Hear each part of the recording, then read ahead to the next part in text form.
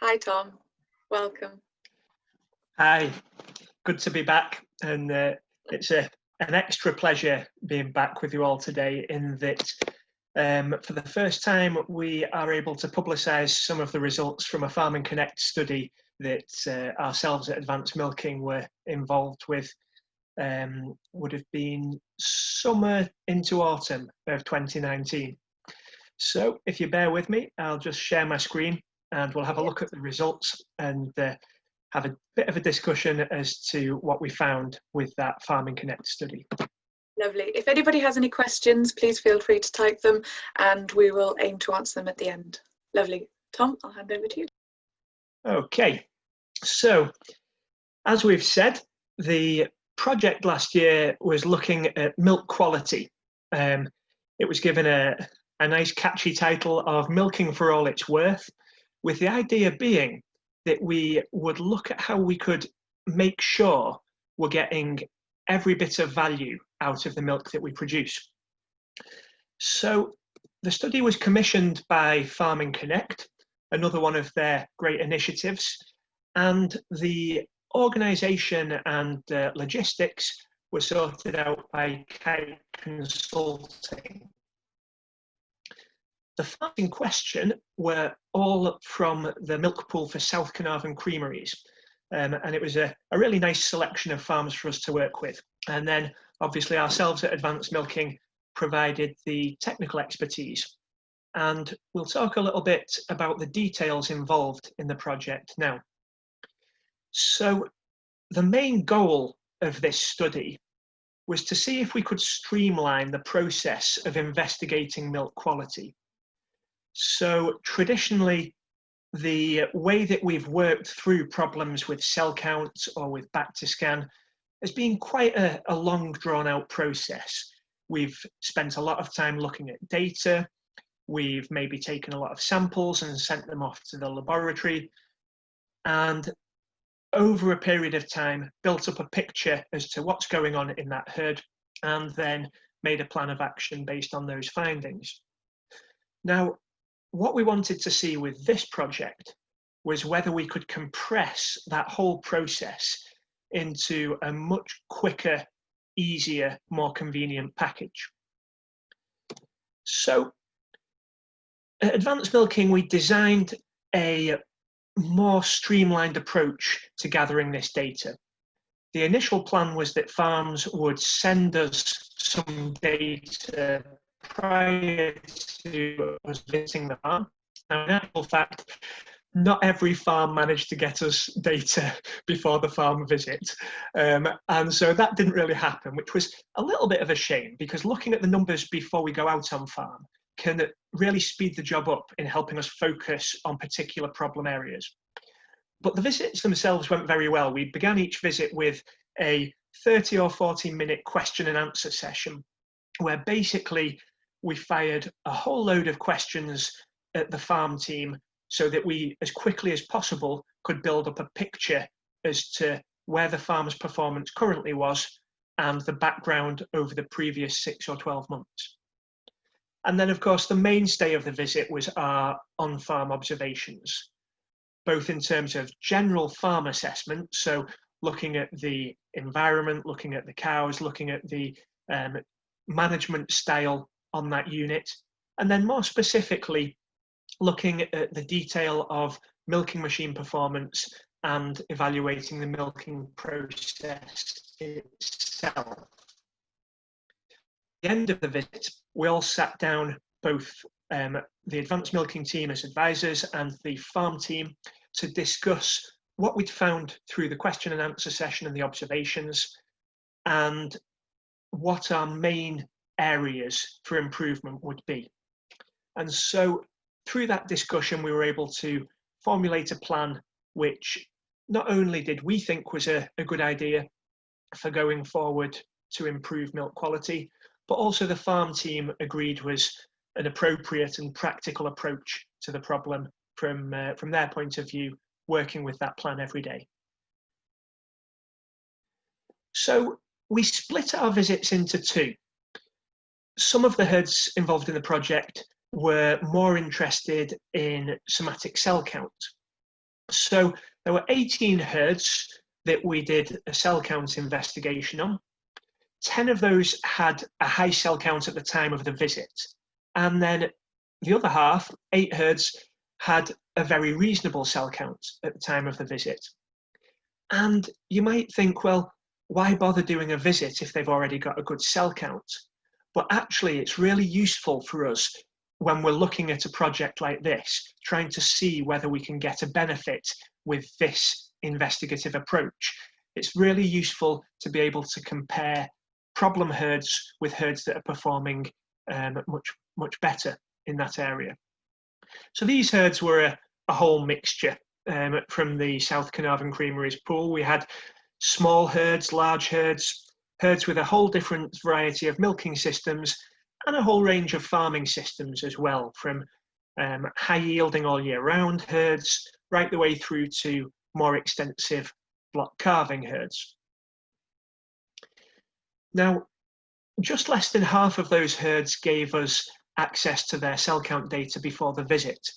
And this allowed us to look at which key areas on each of these farms were likely to be responsible for the greatest risks to cell count.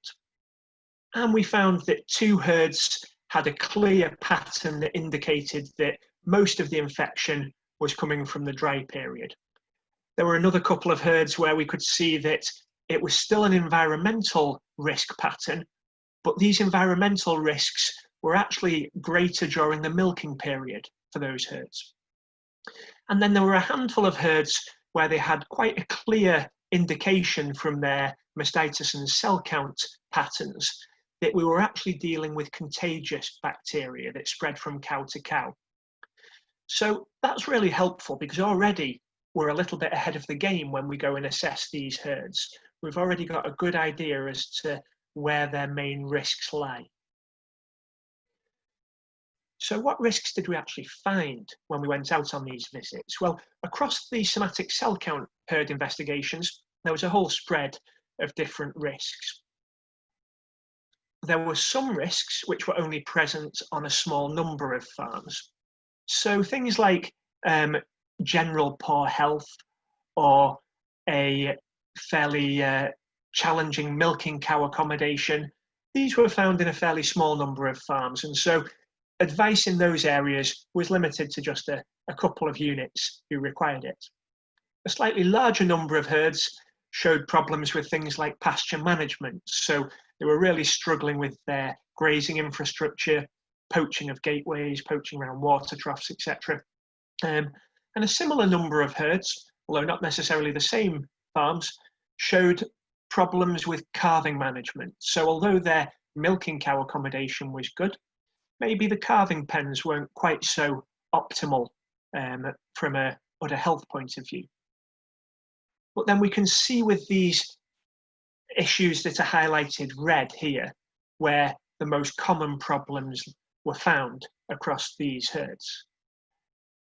Although we've said that milking cow accommodation was good, over half the herds we looked at had problems in their dry cow accommodation. Now that might be anything from overstocking to poor building design to inappropriate storage of bedding. Any number of things might contribute to the dry cow performance not being quite as good as it should. The other thing that we found in about half of the herds we looked at was poor teat health. So, as in the bottom picture, rough teat ends, which if you've seen any of the other webinars in this series, you'll know are a big risk for mastitis and high cell count. Or an equal problem in terms of udder health, congestion and swelling of the teats, as we can see in the top picture there. We also found that we've got problems with dry cow management in terms of the treatment protocols that people were using. So around 2/3 of the herds were using a treatment protocol that wasn't really well suited to their situation. Now, this might be because they'd received some inappropriate advice previously, or it might be because they had tried a few different things and so were feeling their way a little bit with the best dry cow treatment for their herd, or it might be that a friend of theirs milking around the corner had tried a particular dry off approach and it had worked well for him.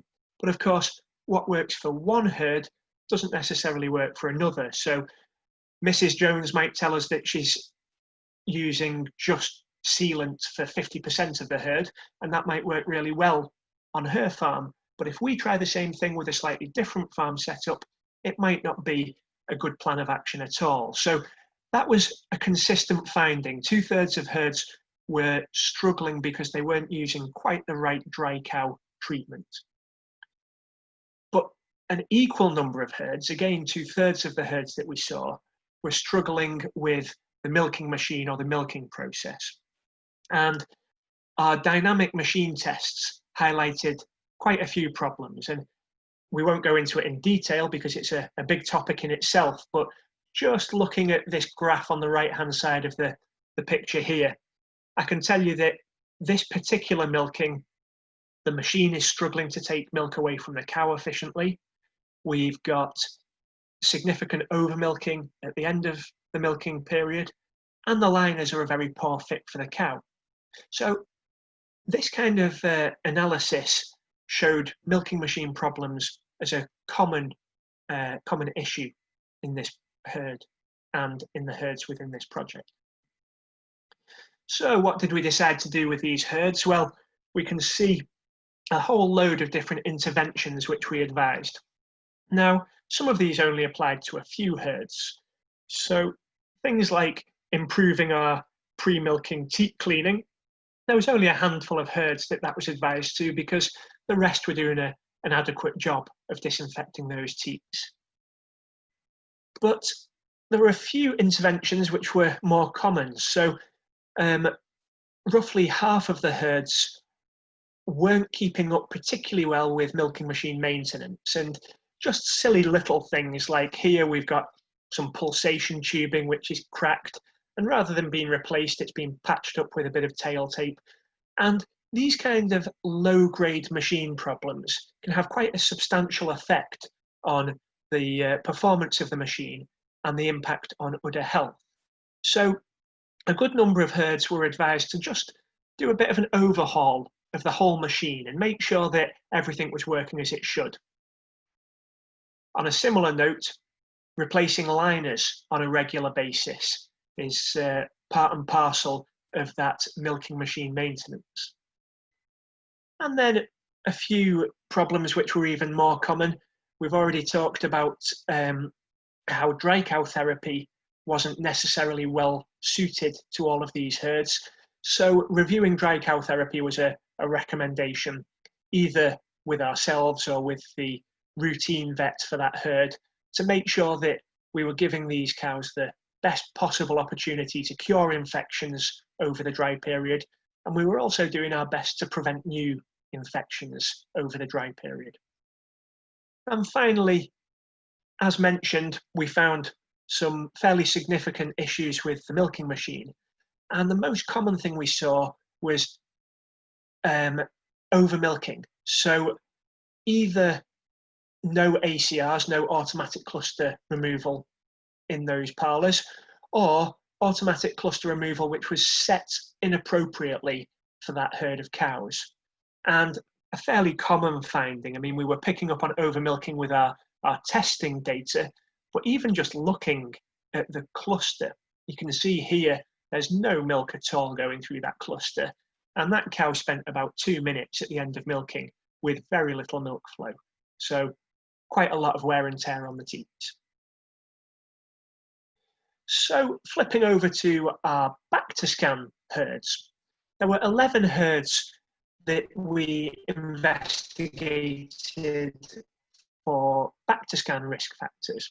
And again, we had roughly half of these that had an existing back to scan problem, and the other half which were currently performing quite well from a back to scan point of view. Now, of the ones that currently had a low back to scan, 3 of them were actually really interested in detecting any risks for poor back to scan because each winter back to scan creeps up. So by looking at the risk factors at during this study, we were able to put a plan in place which would then protect them against that seasonal rise in Bacto. And a similar bunch of herds, really. We had a range of herd sizes, a range of milking setups, and a range of dairy systems as well. Now, we did a little bit better with our pre-visit data collection, mainly because this data was provided by South Carnarvon Creameries. So we used Bacto breakdown data from the NMR analysis to look at what different groups of bugs were making up our total Bactoscan. And this is a really useful way of giving a basic picture of where our risks are coming from in a high Bactoscan farm.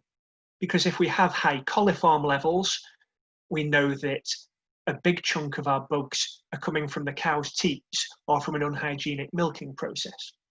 If we've got high thermoduric levels, that suggests that the problem is with cleaning of the milking machine. And if we've got high cycrotrophs, then that gives us a hint that our main Bactoscan issues are coming from the bulk tank, so issues with milk cooling and with tank cleaning. And when we went out and looked at the risk factors on our farm visits, as always, they tie up quite nicely with the clues that we've got from those bulk tank samples. So, for instance, with farm 3 here, the samples had suggested that we had a problem with the tank, and lo and behold, our main risk factors that we find on farm are problems with milk cooling and tank washing. But this is a fairly messy table. I don't expect you all to scrutinize this right now. Instead, we'll look at a basic breakdown of how many herds showed problems in each area. So there were a few herds who showed problems with things like milk cooling. So what we tend to aim for is the milk, once it hits the tank, to be cooled to less than 4 degrees within 30 minutes of milking finishing. And this example on the right-hand side here shows a bulk tank cooling where 30 minutes after milking we're still at 7 degrees. And so that was a problem that we found on about a quarter of these herds that we looked at. More common problems included issues with tank washing. So it's not a very good picture here because of the reflection of the light off the tank surface, but you might just be able to make out that around the paddle, the stirrer in the bulk tank, we've got quite a buildup of grime. And this is typical when we have issues with tank washing. The tank might be cleaned well over 90% of its surface, but you'll have these little dead spots where there's shadows that the cleaning fluid doesn't reach. And machine cleaning can also show these dead spots. So we found that over 50% of the herds that we looked at, the circulation fluid wasn't reaching every nook and cranny of the pipework of the parlour. So if we open up the main milk line, as we have done on this, this milking machine, we can see that the bottom 2/3 of the milk line are fairly clean, and then the upper third, the top of the inside of the pipe, has got a lot of fat deposits, protein deposits, and milkstone buildup. And that's because the slug of cleaning fluid that's passing through this pipe isn't big enough to reach that upper portion of the line. And so here we need to do things like change the timings of the air injector so that we get a bigger wave of circulation fluid passing down that pipework. And when we look at this bunch of risk factors on the left, we can also see that there were some issues with cow cleanliness. So again, 55% of herds were coming into the parlour with dirty teats, and our pre-milking teat disinfection wasn't adequate in coping with that level of contamination. So given these risk factors, there's no prizes for guessing what our action points were for these Bactoscan farms. There were a few farms that had their own bespoke programs. So there was one farm, for example, that had very hairy udders and tails, which were attracting and collecting dirt. And so an action point for that particular herd was to do some tail clipping and some udder singeing so that the cows were easier to keep clean. But the bigger action points that were more common across the herds that we were working with were things like making sure that our refrigeration was working well, making sure that our boilers and the hot water tanks were providing sufficient temperature for the wash fluid to work as it should do. And then, as we've touched upon, altering the milking machine itself to make sure that it had a perfect wash. So changing things like the air injection settings to make sure that that chemical is contacting the whole of the inside of the milk line. And there were some fairly easy changes to make as well. Just things like increasing the volume of fluid that we use and auditing the concentration that we were using our circulation cleaner at. Really easy to do. It's a 5-minute job to do, but it has a big impact on our end result of Bactiscan. And with us finding quite a lot of cow origin bacteria, improving teat cleaning was obviously a priority for a big chunk of these herds as well. So when we caught up with these herds 3 or 4 weeks after the visit, we wanted to find out how they were getting on. Were the action points working for them? Had they got any problems with those action points? And had they started to see any results yet? And of course, with things like cell count, there's often a bit of a delay between making changes and seeing improvements. But with Bactiscan, you normally see improvements relatively quickly. So what did we find when we were catching up with these trial farms? Well, actually, the uptake of advice on the cell count farms wasn't that great. Only about half of the herds had made any changes at all. And I'm sure there's plenty of reasons for that. It might be that they'd had a busy couple of weeks and they were planning on making the changes, but it just hadn't happened yet. It could be that they were waiting for some other work to be done that would facilitate the changes to be made.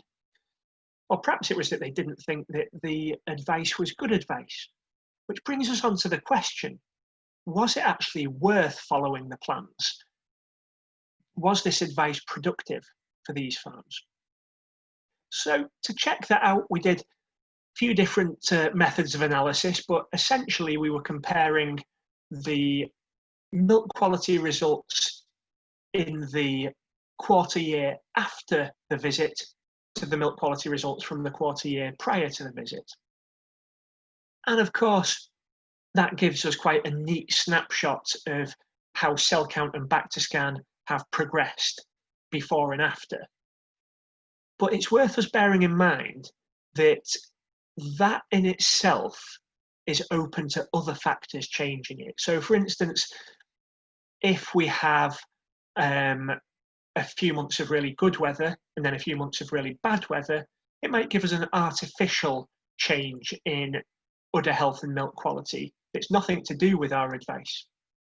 And that's why it was really good to have some farms that didn't make any changes, because they acted like control farms so that we could see what the progress was if no changes were made at all.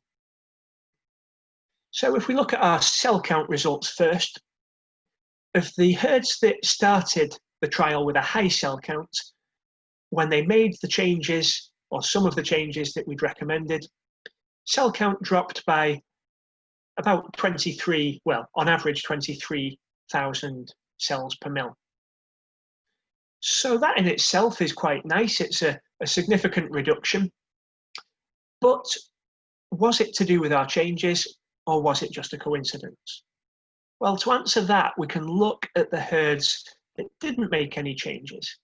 And what we found was the herds that didn't make any changes didn't just stay the same, their cell count actually deteriorated.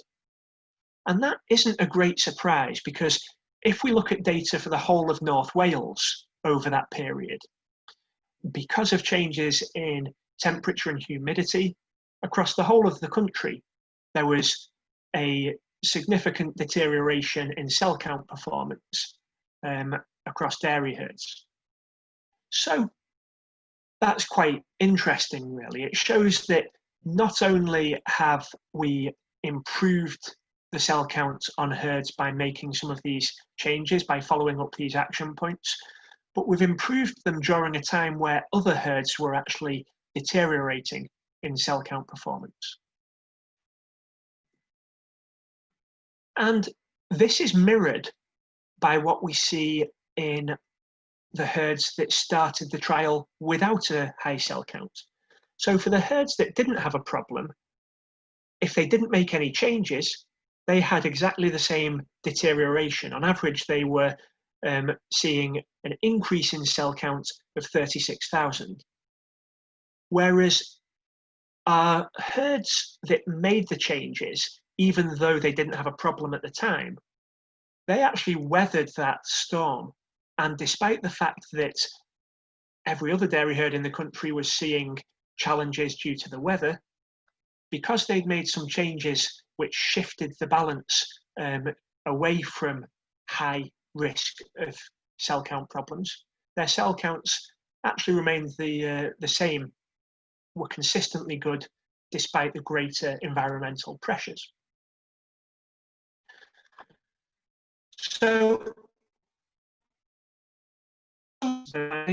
basically say that if we implement this strategy of a single visit where we have a targeted investigation to identify and control key risk factors, we can reduce somatic cell count on those herds.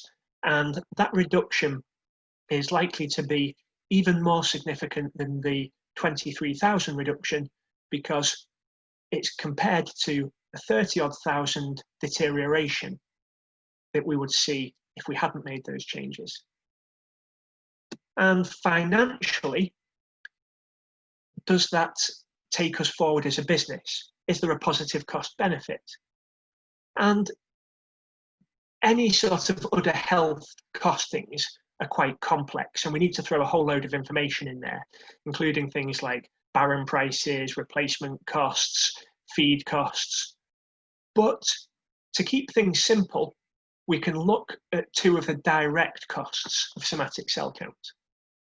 And these are lost yield, because cows with higher cell counts don't produce as much milk, and lost payment, because once we pass that payment threshold for our milk purchaser, we'll start to be penalised financially. And with this particular bunch of herds, what we found was that on average over this study, the herds were moving from above the payment threshold of 225 to below the payment threshold of 225,000 cells per mil. And so that was increasing the revenue for these herds by ½ penny per litre. And if we were to take 100 cows at 25 litres a day, over the course of a year, we're increasing milk revenue by £4,500. And obviously we can tweak the number of cows and tweak the yields to fit each individual herd there. And what about lost yield? So our average reduction in cells, as we've said, was 25,000 cells per mil. And that actually equates to about 1/4 of a litre of production. So if we factor that up over 100 cows, we're looking at another £2,500 worth at the contract costs that were in place for this particular milk pool. So just the direct costs of these somatic cell count improvements have saved us £7,000 per 100 cows per year. And that doesn't include other associated costs of high cell counts. So things like our treatment costs, milk withdrawal costs, cost of culling cows, etc., etc. And what about our back to scan results? Well, to look at our control group who started the trial with no back to scan problems, what we found was that they didn't really change at all over this period. So some herds introduced some of the changes that we'd recommended. Some of these herds didn't, which is fair enough because they didn't have a problem. And whether or not they implemented these changes didn't really have an effect on the back to scan. They were good to start with, and they were good at the end of the trial period as well. But for our problem herds, we see a different picture. Again, if herds didn't follow up any of the action points, they didn't see any improvement in back to scan. And that's not a big surprise. If you don't make any change, then you don't see any change. But for our herds who did implement some or all of the action points, we actually saw back to scan reduced by about a third.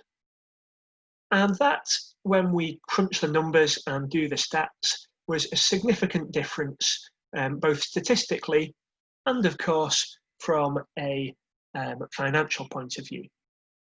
Because what we found was that that improvement of 20 units on the back to scan score took most of these poor performing herds from being above the payment threshold to below the payment threshold. And with that being the case, they were able to access that maximum payment, increasing by ½ per litre. So, our cell count bonuses. If we add that £0.5 per litre to 100 cows who are averaging 25 kilos, then we're going to increase our revenue by about £4,500 per year. And we can probably add a little bit of extra benefit onto that, because we know that the sort of interventions that we make to improve back to scan will often have a knock-on effect in terms of reducing other infections as well. So obviously these 50% of herds who have improved their pre-milking teat disinfection are likely to see a reduction in mastitis and cell count, as well as a reduction in their back to scan scores. So, to conclude, it was actually a really interesting trial. Interesting for Farming Connect, but interesting for ourselves as well, because we demonstrated that if we target our attention in a logical and focused manner, we can actually identify the key limiting factors to our milk quality in a fairly streamlined, easy, quick visit. And within that single visit, it's possible to produce a plan that does give us a positive impact when we are looking at reducing somatic cell counts and reducing back to scan. And the impact on those milk quality parameters is big enough that it isn't just a theoretical improvement, it actually equates to more money in the bank for the producer as well. Of course, the study also highlighted quite neatly that if we don't put the work in, if we don't actually implement the changes, then there's no magic bullets. We won't see any improvement in those parameters. And so, although that's very obvious, it's worth bearing that in mind, that just because we've identified the risk factors, it doesn't make the problem go away unless we address those risk factors. So that was a whistle-stop tour of 6 months worth of work with Farming Connect. We'd like to thank Farming Connect for getting us involved in this project. It was great to be able to provide the technical expertise, and it was good working with Kite Consulting and South Carnarvon Creameries as well. They were very helpful in facilitating this project. And of course, mostly, we owe a debt of gratitude to the farmers who were involved in the project, because although there was some potential benefit for them to get out of it, they were not to know that at the start of the project. They were gambling that they'd get some benefit from the trial. And so we were grateful for them to investing their time and effort into helping us see this trial work through. So final thanks is to yourselves for listening, and I'd be happy to take any questions either about the results of this study or about milk quality risks in general. Thank you very much. Brilliant. Thank you so much, Tom. Really interesting, some interesting results there. So we have a couple of questions, and if you have any more, please do feel free to use the question and answer box. One of them, was there any work done comparing the bedding used and its effects on cell counts and udder hygiene, sort of sand versus sawdust? Within this trial, there wasn't a comparison between different beddings on different farms. And there's two reasons for that. Firstly, because of the relatively small number of farms and the relatively large number of different bedding types, we wouldn't have got a good significant answer as to whether any particular bedding was better than any other. Instead, we looked at the management of the bedding on those herds. So what we find is that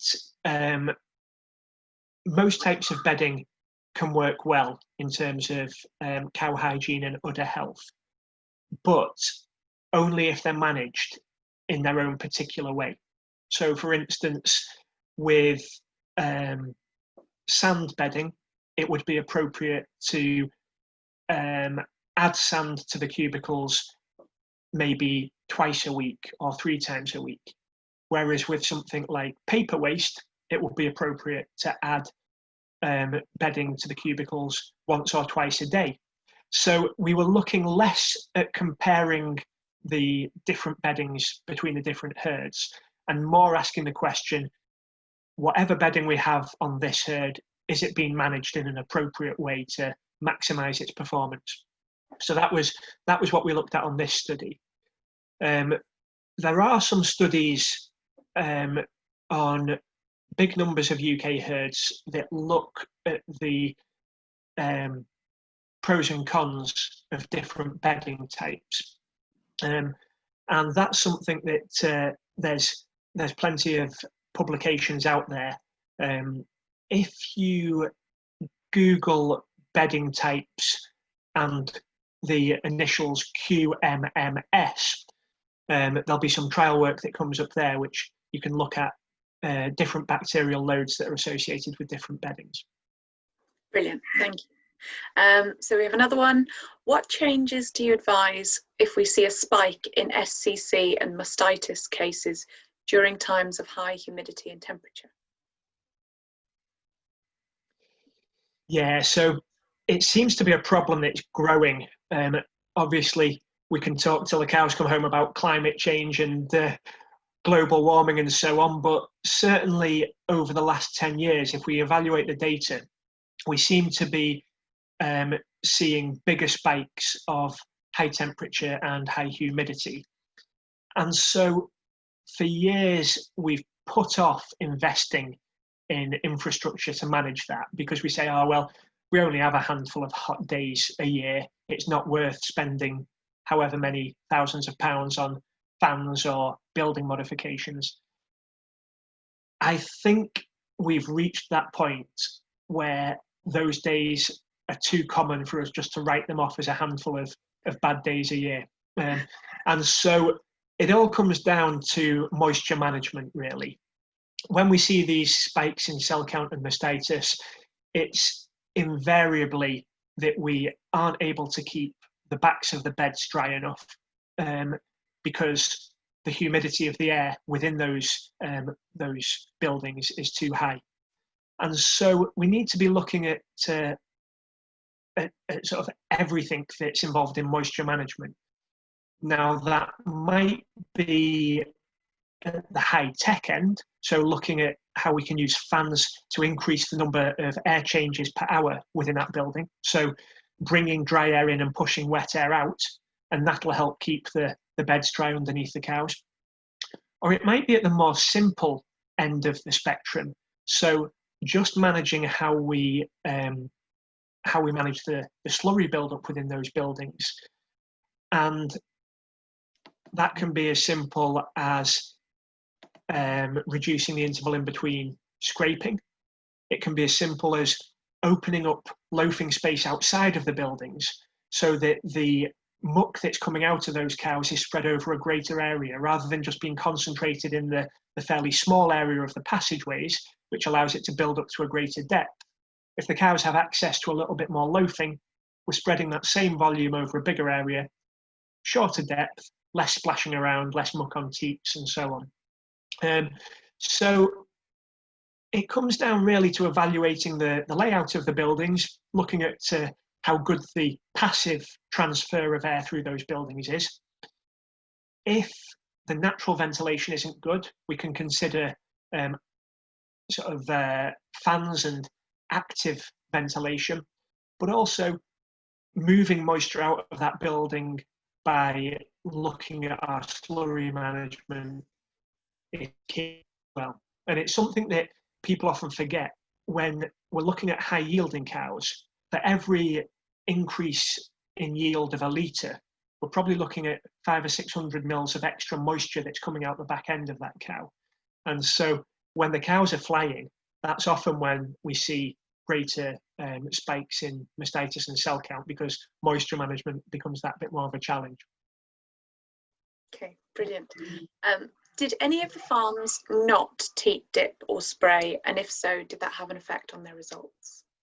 So all of the farms on this study were doing something to disinfect the teats after milking, whether that was dipping or spraying. So post-milking disinfection was present on all units. The amount of teat coverage that they were getting, the sort of success of that post-dipping was variable, but it was present on all units. Okay. Pre-dipping was a different story. So pre-milking teat disinfection was varying. There were a couple of herds who were dipping and wiping. There were a couple of herds that were spraying and wiping, but then there were quite a few that were just doing dry wiping with paper towel. And then there were a couple of herds that were just attaching the unit without any teat intervention at all. So a big spread, and on both the cell count investigations and the Bactiscan investigations, there was a really strong association between the herds that were either doing nothing or just dry wiping and high cell counts and high Bactiscans. And of course it stands to reason, because you can actually look at those teats when the unit comes off the cow, and quite often we'll see on the teat itself, the lower half of the teat is perfectly clean and the upper half is quite dirty. And that's because the milking machine itself has managed to knock the dirt off the lower portion of the teat. And so that's quite a neat way of demonstrating just how much we need to be cleaning those teats, because we have that nice comparison. Another thing that we looked at on these herds was we looked at how much physical dirt there was in the milk filter at the end of milking. And in an ideal world, that filter will be white.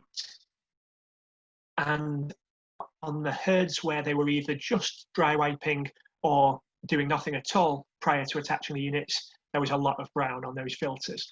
And so again, nice. That just shows, that tells its own story really. Yeah. But I'm a big believer in not spending any more money than you need to, and not doing any more work than you need to.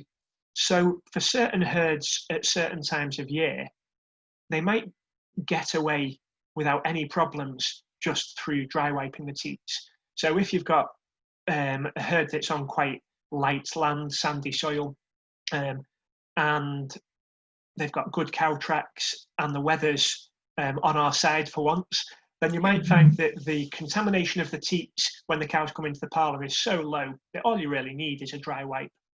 Whereas that same herd, if the weather deteriorates, might not get away with it. So I wouldn't say that it's never appropriate to just dry wipe the teats, but you have to pick the measures that suit your particular situation. And there were definitely some herds who weren't getting away with that minimal teat prep that we were seeing. Thank you. Similar question, were different disinfectants used? And if so, did one give a better result?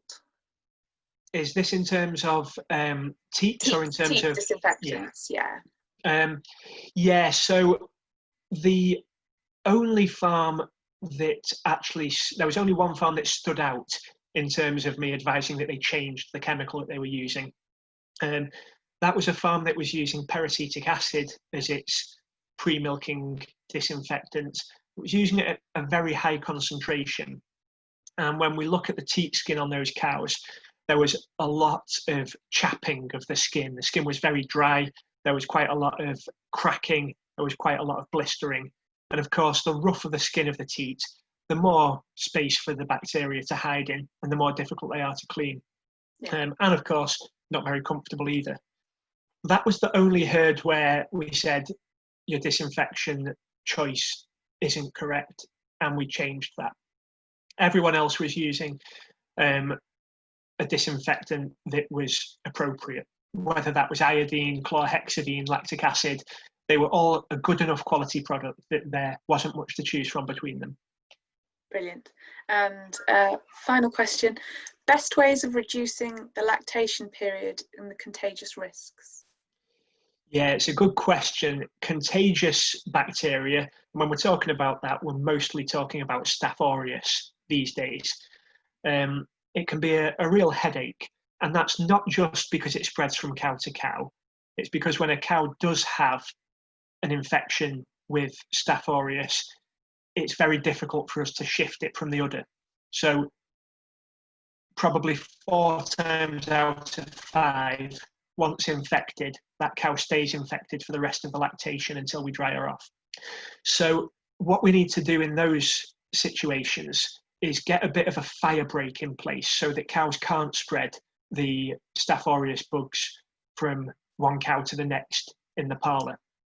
All of the spread happens during milking. It doesn't happen in the cubicle house or at pasture. It's all either spreading from teat to liner to teat, or from teat to our hands and then onto the teat. So we need to make sure that we disinfect everything that touches a cow's teat before it touches the next cow's teat. So disinfecting liners, disinfecting our own gloves, again, wearing gloves in the first place, vital in this kind of situation. Not least because it's a lot nicer dipping your gloved hand in a bucket of peracetic acid than it is dipping your bare hand in a bucket of peracetic acid. So those sort of fire break steps are really important. In some herds, it's very difficult to disinfect things like the liners in between cows. And if that's the case, there's a different way that we can reduce that cow-to-cow spread. And that is splitting the herd into 2 groups, a low cell count group and a high cell count group. And then we milk the high cell count group second. Now that in itself isn't without its challenges, especially if we're grazing cows and we don't necessarily want to graze them as 2 different groups. Or if we're trying to feed cows as highs and lows, we don't necessarily want to split them by cell count as well. But they're your options. You either disinfect liners between cows or you split the herd. And if you don't do those things, you're unlikely to get on top of a contagious mastitis problem in any sort of short time. That'll take you ages if you try to avoid those things. The other things that are important in managing a contagious bug are post-milking teat disinfection. So it's really important that we're getting a good quality disinfectant on every teat and that we're covering 100% of the teat skin. And that 100% of the teat skin is quite interesting because that's very difficult to do with a sprayer, because when we dip a teat, obviously every surface of the teat gets covered. But when we spray, we're almost always coming in from a bit of an angle. We can't crawl underneath the cow to spray from directly below. And so what we end up with is one side of the teat well covered, the teat end well covered, but a shadow on the other side where we don't have any disinfectant. And that just allows a build-up of these contagious bugs on the teat skin. And so we never quite bring the numbers low enough to reduce that infection from cow to cow. And there's a few other things as well that are important with these contagious bugs. I appreciate that I'm giving you a very long answer to this question, but It's fine. the problem is none of these things by themselves will work. We do need to do them all. So I make no apologies for talking about them all, because any herd with a contagious problem, if you don't do 9 out of 10 of these key measures, then you may as well not do any, because you do need to do the majority of these measures. And so finally, we look at drying off, and your dry off protocol is really important. And that's something to discuss with your routine vet, because they'll know exactly what the situation is in terms of what products are most likely to benefit your particular herd. And then also culling as well. Unfortunately, what we tend to see is the speed that we get rid of a Staph aureus problem is quite closely related to how aggressive we are at culling broken cows out of the herd.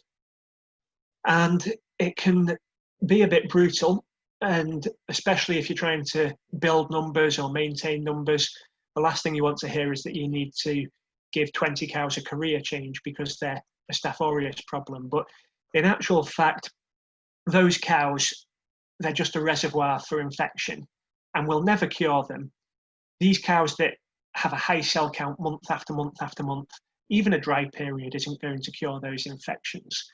And so they're best elsewhere. McDonald's are probably a better farm for them than especially with them opening up again soon. For sure, yeah, they'll be crying out for them.